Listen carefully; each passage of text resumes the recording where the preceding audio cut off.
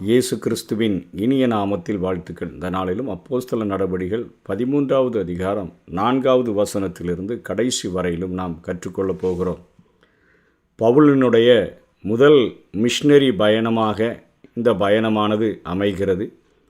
புறஜாதி பட்டணமாகிய அந்தியோகியாவிலிருந்து பரிசுத்த ஆவியானவரால் அவர்கள் பிரித்தெடுக்கப்பட்டு பவுலும் பர்னபாவும் அவரோடு கூட மார்க் எனப்பட்ட யோவானும் கிளம்பி செல்கிற காரியங்களை பார்க்கிறோம். இந்த அதிகாரத்திலே பவுல் செய்த ஒரு பிரசங்கமும் அருமையாக இடம்பெற்றிருக்கிறதை நாம் பார்க்க முடியும். அவர்கள் பரிசுத்த ஆவியினால் அனுப்பப்பட்டு அப்படின்னு சொல்லும்போது பவுலுடைய முதல் மிஷனரி பயணமானது தொடங்குகிறது. அவர்கள் அங்கே இருந்து 30 கிலோமீட்டர் தொலைவில் உள்ள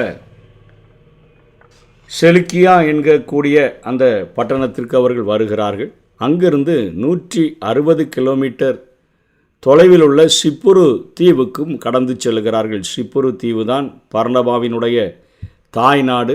அங்கே கடந்து வருகிறார்கள். சாலமி பட்டணத்தில் வந்தபொழுது அவர்கள் யூதருடைய ஜெப ஆலயங்களில் தேவ வசனத்தை பிரசங்கித்தார்கள். முக்கியமான அந்த நாட்டில் உள்ள பட்டணமாக சாலமி இருக்கிறது. அங்கே ஜெப ஆலயங்களில் தேவ வசனத்தை பிரசங்கிக்கிறார்கள். யோவானும் அவர்களுக்கு உதவிக்காரனாக இருந்தான் என்று பார்க்கிறோம். அங்கே இருந்து அவர்கள் பாப்போ பட்டணம் வரைக்கும் தீவை கடந்து வந்தபோது பரியேசு என்னும் பெயர் கொண்ட மாய வித்தைக்காரனும் கள்ள தீர்க்கதரிசியுமாகிய ஒரு யூதனை கண்டார்கள் என்று சொல்லி நாம் பார்க்கிறோம். இது எல்லாமே மத்திய தரைக்கடலினுடைய கரையோர பட்டணங்களாக காணப்படுகின்றன. இங்குத்தான் அவர்கள் உலகம் முழுவதிலும் சுவிசேஷ தீபத்தை கொண்டு செல்கிறதற்கு அவர்கள் கடந்து சென்ற முதல் பாதையாக இருக்கிறதை நாம் பார்க்க முடியும். அங்கே யூதனாக இருந்தவன் யூத மார்க்கத்தை விட்டு பிரிந்து மாயவித்தை செய்யக்கூடிய ஒரு கள்ள தீர்க்கதரிசியாக இருக்கிற ஒரு மனிதனை பார்க்கிறார்கள். அவன் விவேகமுள்ள மனுஷனாகிய செர்கியூ பவுல் என்னும் அதிபதி, ஒரு அதிபராக இருக்கக்கூடிய ரோம அதிபதியாக இருக்கக்கூடிய செர்கியூ பவுல் என்னும் அதிபதியோடு கூட இருந்து கொண்டு அவன் அநேக கள்ள தீர்க்க தரிசனங்களையும் மாய வித்தைகளையும் செய்து அவனை மயக்கி வைத்திருக்கிறதை பார்க்க முடியும். அந்த அதிபதி பர்னபாவையும் சவுலையும் அழைப்பித்து அவர்களிடத்தில் தேவ வசனத்தை கேட்க ஆசையாக இருந்தான். மாய வித்தைக்காரன் என்று அர்த்தம் கொள்ளும் பேரை உடைய அந்த எலிமா என்றாலே மாய வித்தைக்காரன் என்று தான் அர்த்தம். அந்த அதிபதியை விசுவாசனத்தினின்று திருப்பும்படி வகை தேடி அவர்களோடு கூட எதிர்த்து நிற்கிறதை பார்க்கிறோம். அப்பொழுது பவுல் என்று சொல்லப்பட்ட பவுல் கடந்த நாட்களிலே பார்த்தோம். பரிசுத்த ஆவியினால் நிறைந்தவனாய் அவனை உற்று பார்த்து, எல்லா கபடமும் எல்லா பொல்லாங்கும் நிறைந்தவனே, பிசாசின் மகனே, யாத்ராகம புத்தகத்திலே யூதனாய் பிறந்தவன் மாய வித்தைகளை செய்யக்கூடாது என்கிற கட்டளை பெற்றிருந்த போதிலும் யூதனாய் இருந்த இவன் அந்த காரியத்தை வெறுத்து மாய வித்தைக்காரன் என்று அழைக்கப்படக்கூடிய அர்த்தமுடைய எலிமாவாக மாறி அவன் செய்த காரியங்களை பவுலோடு மேலே பரிசுத்த ஆவியானவர் இறங்கினபடியினால் அவனுடைய முழு பாவத்தையும் வெளிப்படுத்துகிறதை பார்க்கிறோம். எல்லா கபடமும் எல்லா பொல்லாங்கும் நிறைந்தவனே, பிசாசின் மகனே, நீதிக்கெல்லாம் பகைஞனே, கர்த்தருடைய செம்மையான வழிகளை புரட்டுவதில் ஓய மாட்டாயோ என்று சொல்லி அவன் அங்கே பேசும்பொழுது, இப்பொழுதே கர்த்தருடைய கை உன்மேல் வந்திருக்கிறது, சில காலம் சூரியனை காணாமல் நீ குருடனாய் இருப்பாய் என்று அங்கே பவுல் சொன்ன பொழுது மந்தாரமும் இருளும் அவன் மேலே விழுந்து அவன் தடுமாறி கைலாகு கொடுக்கிறவர்களை தேடினான் என்று பார்க்கிறோம். குருடனாக மாற்றப்பட்டான். அந்த அதிபதி சம்பவித்ததை பார்த்தபோது கர்த்தருடைய உபதேசத்தை குறித்து ஆச்சரியப்பட்டு அதிசயப்பட்டு அவன் அங்கே விசுவாசிக்கிறதை பார்க்கிறோம். பின்பு பவுலும் அவனை சேர்ந்தவர்களும் பாப்போ பட்டணத்தை விட்டு கப்பல் ஏறி பம்பிலியாவிற்கும் பெர்கே பட்டணத்திற்கும் வந்தார்கள். யோவான் அவர்களை விட்டு பிரிந்து எருசலேமுக்கு திரும்பி போனான் என்று பார்க்கிறோம். அங்கே யோவான் எதற்காக பிரிந்து சென்றான் என்கிற காரியமானது எழுதப்படவில்லை. ஆனால் அங்கே முதல் மிஷனரி பயணத்தில் பாதியிலேயே திரும்பி போன அந்த மார்க்கு அடுத்த பயணத்தில் பவுலோடு கூட பயன்படுத்தப்பட முடியாததை அப்போஸ்தலர் 15வது அதிகாரம் 38-39 நம்ம பார்க்க முடியும். பவுலோ அவன் பம்பிலியா நாட்டிலே நம்மை விட்டு பிரிந்து நம்மோட கூட ஊழியத்திற்கு வராததினாலே அவனை அழைத்து கொண்டு போகக்கூடாது என்று அங்கே பர்னபாவின் இடத்துல சொல்கிறான். இதை பற்றி அவர்களுக்குள்ளே கடும் கோபம் மூண்டதினாலே அவர்கள் ஒருவரை ஒருவர் விட்டு பிரிந்தார்கள். பர்னபா மார்க்குவை கூட்டிக் கொண்டு தன்னுடைய தாய்நாடாகிய சிப்ரு தீவுக்கு கப்பலேறி போயிட்டார். அவர்களை விட்டு பிரிந்ததினால் பவுல் முதல் அருப்பணி பயணத்தில் சில சிறப்பான காரியங்களை மார்க்கு தவற விட்டதை நம்ம பார்க்க முடியும். அதனைத் தொடர்ந்து 13வது அதிகாரத்தில் 14வது வசனத்தில் பிசிதியா என்கிற நாட்டிலேயும் ஒரு அந்தியோகியா பட்டணம் இருக்கிறது. அங்கே இருந்து அவர்கள் பெர்கேவிற்கு 160 கிலோமீட்டர் வடக்கே இருந்த அந்த முக்கியமான பட்டணத்திற்கு அவர்கள் வந்து சேர்கிறார்கள். புதிதாக வருகிறவர்களை ஜெப ஆலயங்களில் செய்தி கொடுக்கும்படி யூதர்கள் கேட்டுக்கொள்ளுவது புதிய வழக்கமல்ல. அவர்கள் எப்பொழுதுமே புதிதாக வந்தவர்களை பிரசங்கிக்க அழைப்பார்கள். அவர்களுடைய நாட்களிலே நியாயப்பிரமாணத்தையும் தீர்க்க தரிசன ஆகமங்களையும் வாசிப்பார்கள்.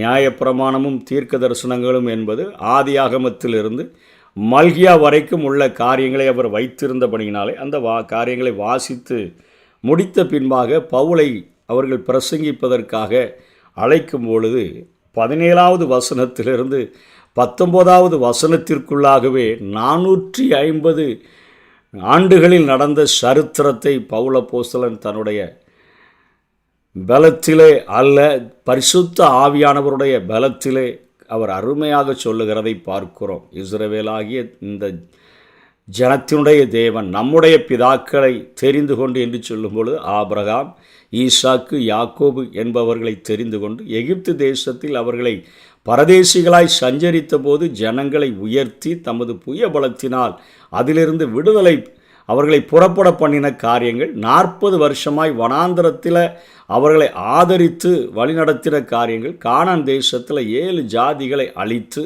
அவர்களுடைய தேசத்தை இவர்களுக்கு சுதந்திரமாக பங்கிட்டு கொடுத்து என்று சொல்லி பார்க்கும் பொழுது ஆதியாகமம் புத்தகத்திலிருந்து அவர் யோசுவா புத்தகம் வரையிலும் 6 அந்த அத்தியாயங்களினுடைய 6 சாப்டருடைய கருத்துக்களை 3 வசனங்களில் சொல்லி முடிக்கிறதை பார்க்கிறோம். பிதாக்களை தெரிந்து கொண்டார். அங்கே 30 வருடங்கள் எகிப்திலே செழுமையான ஆட்சி, 400 வருடங்கள் அடிமைத்தனத்தின் வாழ்க்கை. ஆண்டவர் அவர்களை அங்கே இருந்து விடுதலை செய்து வனாந்தரத்தில் நடத்தினார். அங்கே கானான் தேசத்தை அவர்களுக்கு கொடுத்தார். யோசுவாவை கொண்டு 7 வகை ஜாதிகளை துரத்தி இந்த நாடை தந்தார் என்று சொல்லி அவர் அருமையாக அங்கே 6 அத்தியாயங்களினுடைய அந்த சுருக்கத்தை பவுல் அப்போஸ்தலன் 3 வசனங்களிலே பேசி முடிக்கிறார். அதனைத் தொடர்ந்து 20வது வசனத்தில் ஏறக்குறைய 450 வருஷ காலமாக இன்னும் 450 வருஷத்தினுடைய சாப்டர் சொல்கிறாரு. சாமுவேல் தீர்க்கதரிசி வரைக்கும் அவர்களுக்கு நியாயாதிபதிகளை ஏற்படுத்தி வந்தார் என்று சொல்லி அங்கே சாமுவேல் தீர்க்கதரிசி தான் கடைசியான ஒரு நியாயாதிபதியாக இருக்கிறார். மோசேக்கு பின்பாக சாமுவேல் தான் தீர்க்கதரிசி என்று அழைக்கப்படவும் செய்கிறார்.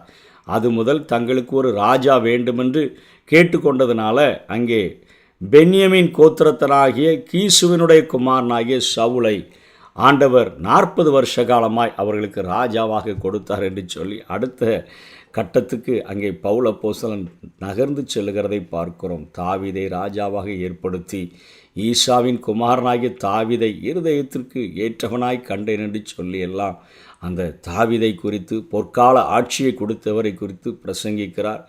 அவனுடைய சந்ததியிலே தேவன் தமது வாக்குத்தத்தத்தின்படியே இஸ்ரவேலருக்கு இரட்சகராக இயேசுவை எழுப்பினார். பவுல் அப்போஸ்தலன் எத்தனை காரியங்களை பிரசங்கித்தாலும் இயேசு கிறிஸ்துவை தவிர நீங்கள் ஒன்றையும் உங்களுக்குள்ளே அறியாதிருக்க தீர்மானித்தேன் என்று சொல்லுகிறபடியினாலே இங்கே இவ்வளவு ஞானத்தோடு கூட பிரசங்கத்தை நடத்தின போதிலும் அவர் கரெக்டாக இயேசு கிறிஸ்துவை இரட்சகராக இயேசுவை அங்கே தேவன் எழுப்பினார் என்கிற காரியத்தை கொண்டு வருகிறதை பார்க்கிறோம். அதற்கு அருமையாக அவர்களுடைய பாரம்பரியங்களை சொல்லும் பொழுது அமைதியாக உட்கார்ந்து கேட்குறாங்க. எல்லாம் கரெக்டாக தானே பேசுகிறார் அப்படின்னு கேட்கும்போது அருமையாக யோவான் ஸ்நானனுடைய முன்னறிவிப்பையும் அவர் அருமையாக சொல்லுகிறார். மனம் திரும்புதல் கேட்ட ஞான ஸ்நானத்தை குறித்து யோவான் இஸ்ரவேல் யாவருக்கும் பிரசங்கித்தான். யோவான் தன் பணிவிடை ஓட்டத்தை நிறைவேற்றுகிற போது, நீங்கள் என்னை யார் என்று நினைக்கிறீர்கள்? நான் அவர் அல்ல. இதோ எனக்கு பின் ஒருவர் வருகிறார், அவருடைய பாதரட்சையை அவிழ்க்கிறதற்கும் நான் பாத்திரனல்ல என்றான். சகோதரரே, ஆபிரகாம் சந்ததியில் பிறந்தவர்களே, தேவனுக்கு பயந்து நடக்கிறவர்களே, இந்த ரட்சிப்பின் வசனம் உங்களுக்கு அனுப்பப்பட்டிருக்கிறது. எருசலேமில் குடியிருக்கிறவர்களும் அவர்கள் அதிகாரிகளும் அவரை அறியாமலும் ஓய்வு நாள்தோறும் வாசிக்கப்படுகிற தீர்க்கதரிசியின் வாக்கியங்களை அறியாமலும் அவரை ஆக்கினைக்குள்ளாக தீர்த்ததினால் அந்த வாக்கியங்களை நிறைவேற்றினார்கள். அவர்கள் அறியாமல் வசனங்களை புரியாமல், தீர்க்க தரிசனங்களை புரியாமல் இருந்த போதிலும் தேவன் தன்னுடைய திட்டத்தை சரியாக நிறைவேற்றி முடிந்து சொல்லி பவுல் இங்கே பிரசங்கிக்கிறதை பார்க்கிறோம். மரணத்திற்கு ஏதுவானது ஒன்றும் அவரிடத்தில் காணாதிருந்தும் அவரை கொலை செய்யும்படிக்கு பிலாத்துவை வேண்டிக் கொண்டார்கள். அவரை குறித்து எழுதியிருக்கிறவைகள் யாவையும் அவர்கள் நிறைவேற்றின பின்பு அவரை மரத்திலிருந்து இறக்கி கல்லறையிலே வைத்தார்கள். ஆண்டவருடைய பாடுகளை பிரசங்கிக்கிறார், அவருடைய மரணத்தை பிரசங்கிக்கிறார், அவருடைய அடக்கம் பண்ணுதலை பிரசங்கிக்கிறார், அவரை தேவன் உயிரோடு கூட எழுப்பினதை பிரசங்கிக்கிறார்.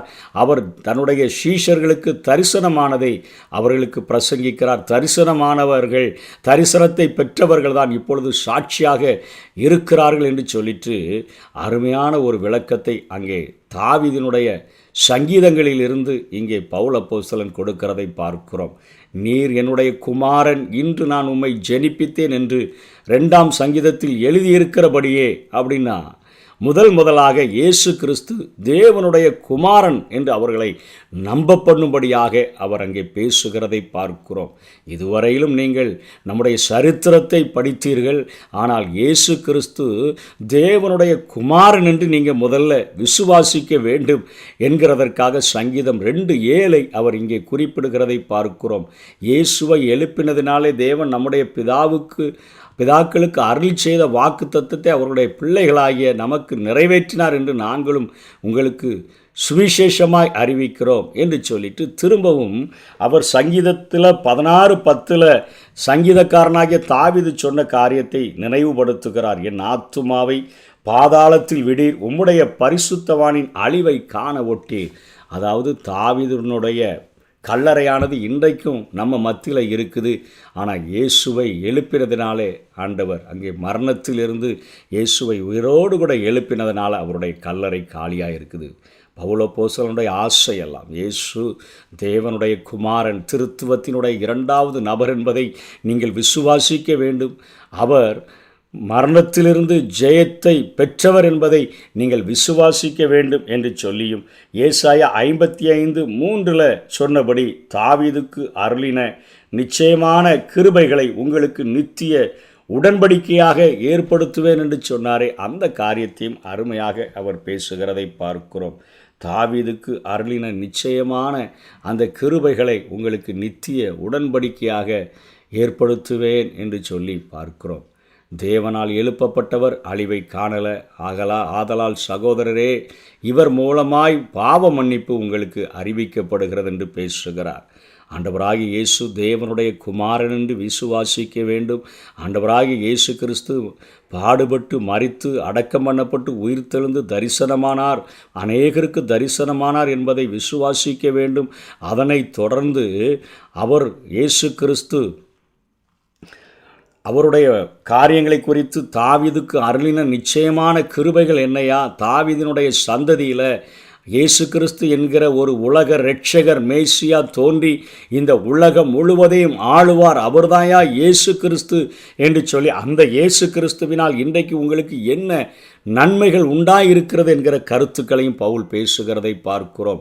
உங்களுக்கு பாவ மன்னிப்பு உண்டாயிருக்கிறது என்று சொல்லி ரட்சிப்பை குறித்து அவர் அங்கே முதலிலே பேசுகிறார். 2வது நீதிமான்களாக மாற்றப்படுகிறீர்கள் என்கிற காரியத்தையும் பவுல் அப்போஸ்தலன் இங்கே குறிப்பிடுகிறதை பார்க்கிறோம். அவர்களுக்கு அருமையாக பேசுகிறார். நீங்கள் பாவத்தினின்று விடுதலையாக்கப்படுகிறீர்கள்.